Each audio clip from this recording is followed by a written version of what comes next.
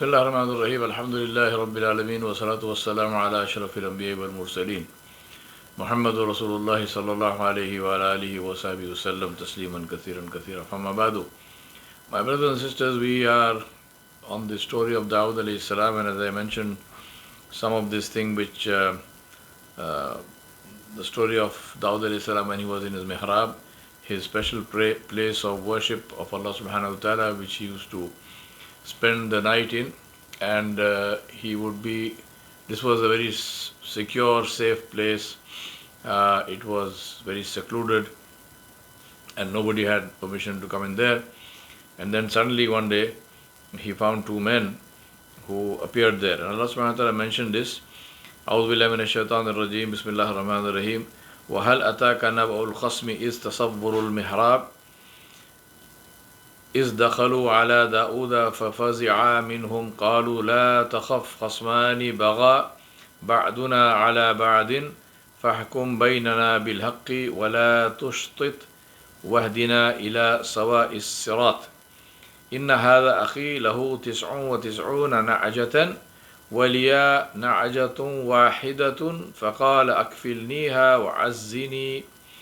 وعزني في الخطاب قال لقد ظلمك بسؤال نعجتك إلى نعاجه وإن كثيرا من الخلطاء ليبغي بعضهم على بعض إلا الذين آمنوا وعملوا الصالحات وقليل ما هم وظن داود أنما فتناه فاستغفر ربه وخر راكعا وأناب فغفرنا له ذلك وإن له عندنا لزلفى وحسن مآب.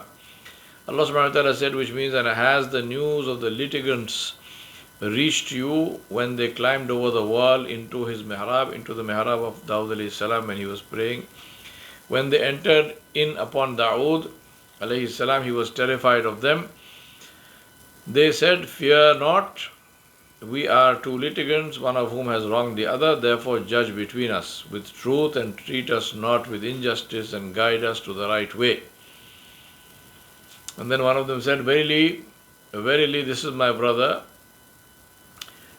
This brother of mine has 99 ewes, 99 female sheep, while I have only one ewe. And he says, hand it over to me, and he overpowered me in speech. Dawud alayhi salam said immediately, without listening to the opponent, he has wronged you in demanding your ewe in addition to his ewes, and verily many partners oppress one another, except those who believe and do righteous deeds, and they are few, and those people like that are few. And Dawud alayhi salam guessed that we have tried him, and he sought forgiveness of his Rabb, and he fell down prostrate and turned to Allah subhanahu wa ta'ala in repentance. So we forgave him, and we forgave him that mistake, and verily for him is a near success to us and a good place of final return, which is Jannah. Dawud alayhi salam, in this story, of course, Dawud alayhi salam sought forgiveness of Allah subhanahu wa ta'ala because he had not listened to the case of the second person before pronouncing judgment, which would have been injustice, and he did that, so he sought forgiveness and Allah subhanahu wa ta'ala forgave him. Now, the other thing to learn here is, of course, that Dawud alayhi salam said that most of the time partners try to outsmart each other, except those who believe and do good deeds. And we see this all the time. It's very sad. Sometimes people say, in business, they say, do not have a partnership with your friend. But my question always is that who do you want me to have a partnership with? My enemy? I mean, don't partner with your friend means what? Because you accept somebody as a business partner because you trust them, because you have some affection towards them, because you know them well, and more than affection, it is trust that you trust this person will do the right thing. If we are not going to use that, then how would you have a partnership at all? You can't have a partnership with your enemy, obviously, but you also can't have a partnership with somebody who is a complete stranger who you know nothing about, and you have no trust, not because the person is untrustworthy, but because you don't know them. And trust is always the result of mutual experience, result of time spent together, result of interaction, result of dealings and so on and so forth, which have gone well. That is how trust is built. So, and Dawud alayhi salam is saying that despite all of this, partners will deceive or will try to deceive each other, and we know this is true. This is true. SubhanAllah, this is a tragic thing, but it is definitely true. And therefore, this is an agreement, this is a warning to have clear agreements in partnership. Allah subhanahu wa ta'ala in Surah Al-Baqarah, Allah subhanahu wa ta'ala, the ayat, the longest ayat of the Quran, which starts with the إِذَا تَدَيَنْتُمْ بِدَيْنٍ إِلَىٰ أَجَلٍ مُسَمَّى, to the end of the page, 15 lines. It is the largest and longest ayah of the Quran, where Allah subhanahu wa ta'ala warned us and advised us and told us to have clear agreements which should be written down and witnessed, and where there is no witness, then Allah is the witness. So this is something to be always kept in mind and followed. Rasulullah sallallahu alaihi wasallam sometimes would give money to somebody and he would say, count. And they say, Ya Rasulullah, you have given it to us, we trust you. We said, no, I can make a mistake in counting. And later on you go home and you find that the money is short, then you will feel hesitant to come back and ask me. And maybe shaitan will put a doubt in your mind about me and my honesty. I don't want all that, so count the money here in front of me, satisfy yourself that it is correct. Now this is a very safe and very correct way of dealing. So also with agreements, no matter who it is, even if it's your own brother, if it's a business partnership. If it's not a business partnership, do what you want. But if it is a business partnership, then it is absolutely critical that you write it down, you reduce it to writing, put it on paper, both parties read it, understand it, and sign off. It is a very important. Then there is a paper, there is something that you can refer to in times of stress, in times of difficulty. Sometimes you forget, sometimes your heirs will forget. So you may have done an agreement with somebody, but people coming after you, they were not part of that meeting. They had no personal knowledge of either of you, but they are your heirs, or they are people who have taken over from you, and they have to necessarily honor that agreement, but they should know what the agreement was in the first place. And if that is not clear, then there is a potential for conflict. So this is very, very important to learn this lesson and say, reduce everything to writing. Now the men heard him, and then suddenly they disappeared. So Dawud alayhi salam immediately knew that these were not men, these were malaika Allah had sent to test him, and he realized his mistake, that he had not heard the other side of the story. So Allah subhanahu wa ta'ala, therefore this shock made Dawud alayhi salam give a judgment in a hurry, in haste, and therefore there was a mistake. So immediately he fell in sujood and asked Allah subhanahu wa ta'ala to forgive him, and Allah subhanahu wa ta'ala forgave him. After that, Allah subhanahu wa ta'ala appointed him as a Khalifa, and we see here that Dawud alayhi salam after the mistake was better than Dawud alayhi salam before the mistake, like Adam alayhi salam, who became a Nabi after his mistake and his tawbah. So if you make a mistake, it is not something to despair, it is something to act upon, like the Anbiya did.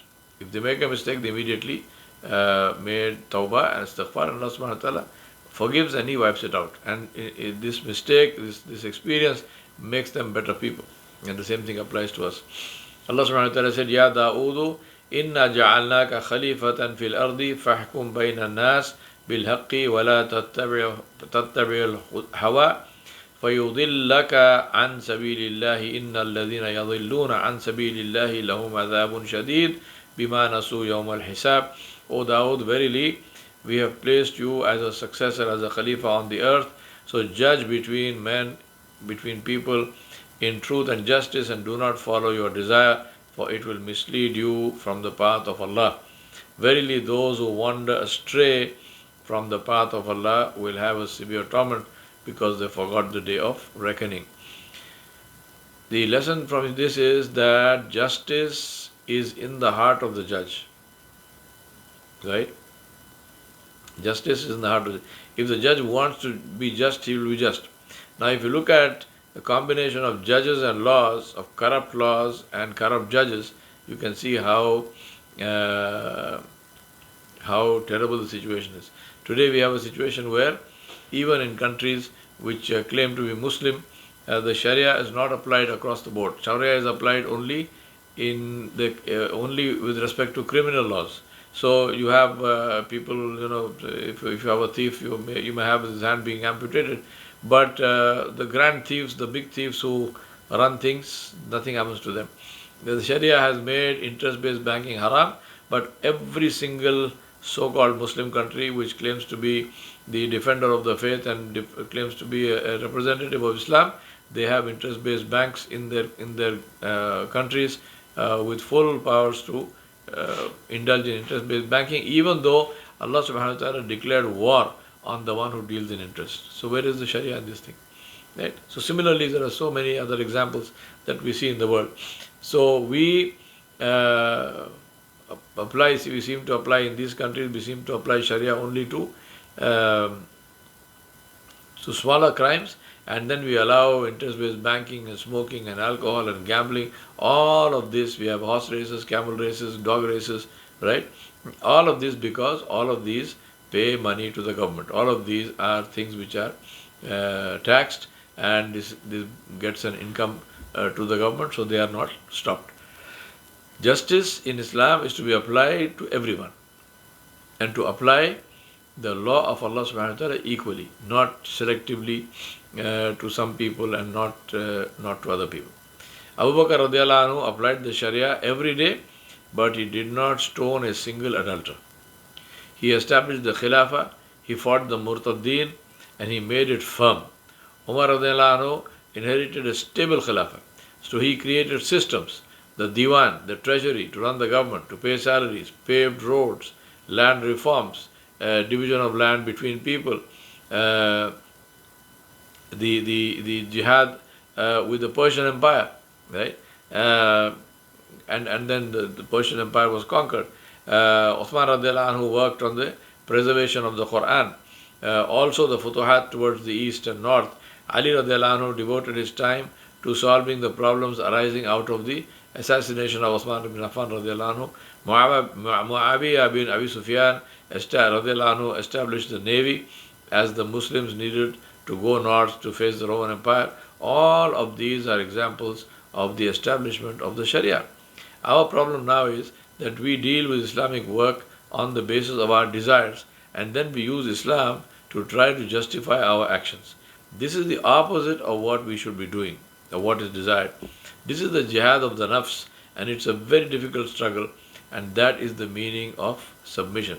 It's very important to understand this and not to get sidetracked, because many times we hear this thing of the call for Khilafah and so on, and if you ask people, well, how about establishing Khilafah on yourself, on your own family? Khilafah means what? You're talking about the establishment of the laws of Allah subhanahu wa ta'ala, the rules of Allah subhanahu wa ta'ala. Where should it begin? Not in the outside world. It should begin inside, in ourselves, on ourselves and in our own families. Now, if I cannot even pray 5 times a day regularly, if I cannot wear the hijab, if I cannot do what Allah has ordered me to do at a personal level, how am I supposed to be talking about, and why should I be talking about things to be done at a public and at a collective level? This is a very important thing to keep in mind and to understand. My brothers and sisters, everything begins at home. If you see the seerah of Rasulullah sallallahu, what he did in 13 years in Islam, in Makkah, was the establishment of the Sharia, or can't say strictly Sharia because all the laws are income, but meaning establishment, or let me change the word, establishment of the supremacy, the primacy and the glory and magnificence of Allah subhanahu wa ta'ala in the heart. When that happened, everything else became easy. When the supremacy and magnificence of Allah subhanahu wa ta'ala came into the heart, everything else became easy.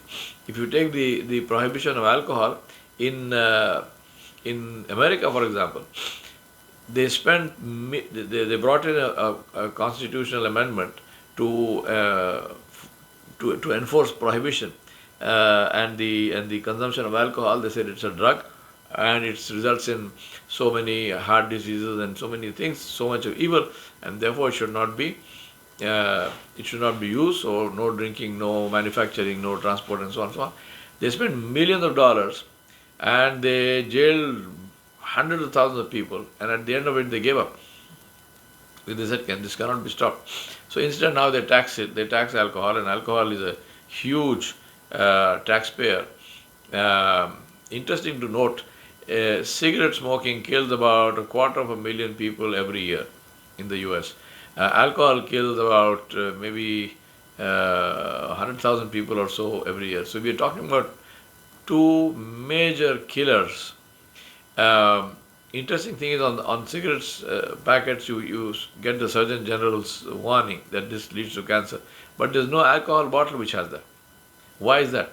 That's because alcohol pays a much higher tax, and the revenue from alcohol is much higher than the revenue from cigarettes. So when the world starts running on purely on the basis of money, then every evil is okay as long as it is being paid for. As long as it's paying for itself, not paid for.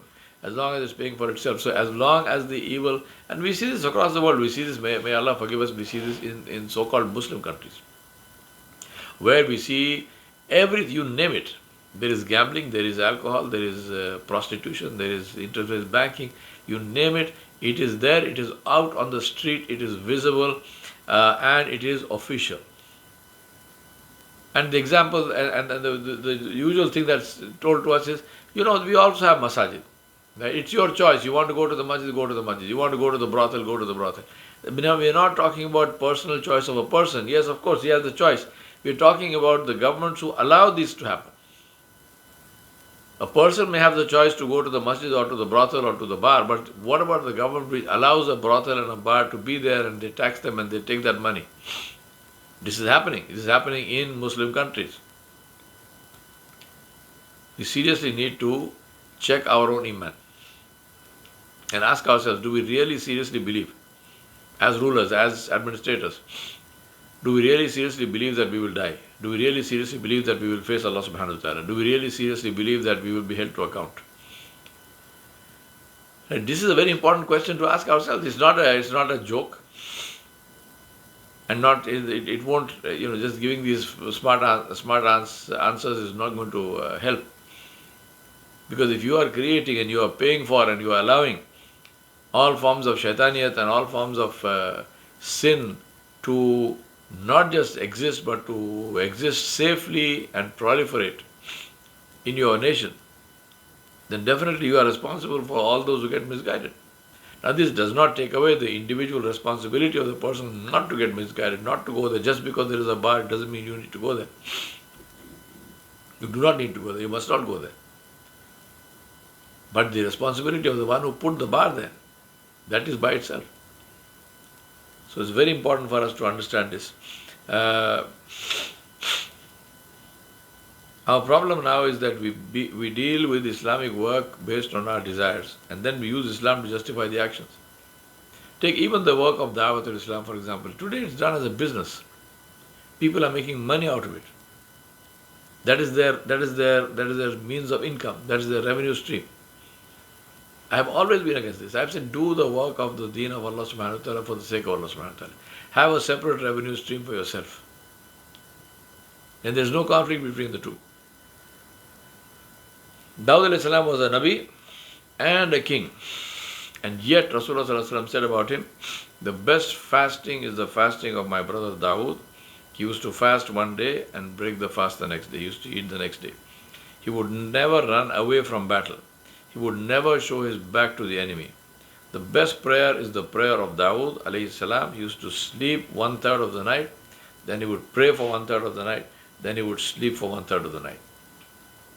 Now think about this. Here is a ruler.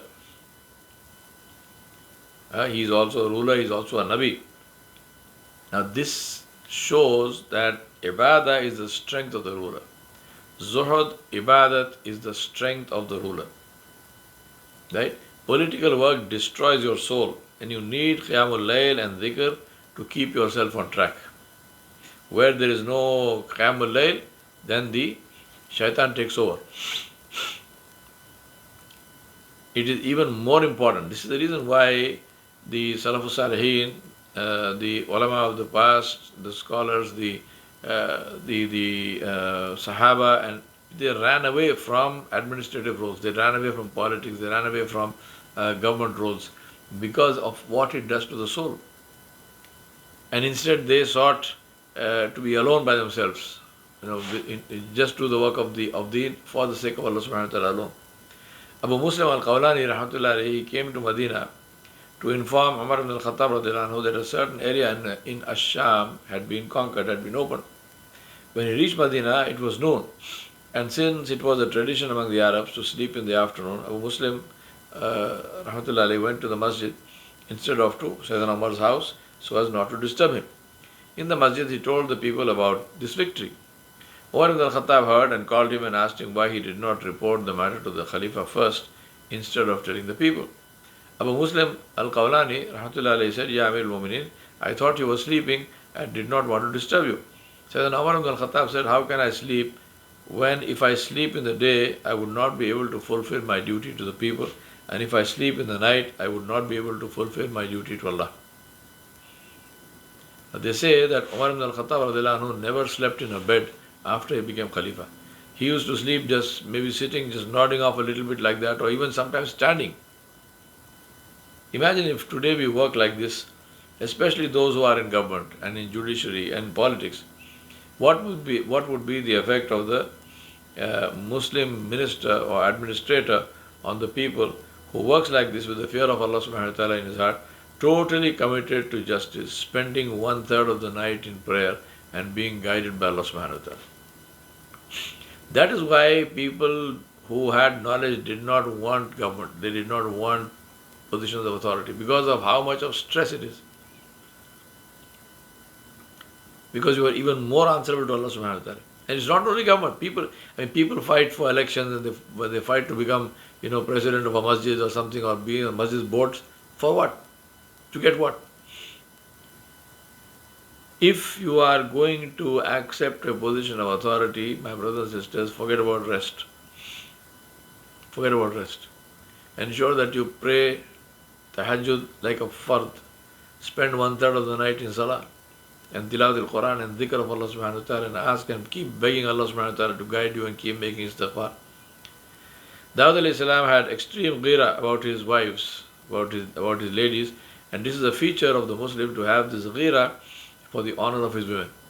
When he left his home, he would close all the doors and not allow any man to get in. Suddenly one day, when he was out of his house, his wife saw a man in the middle of the house.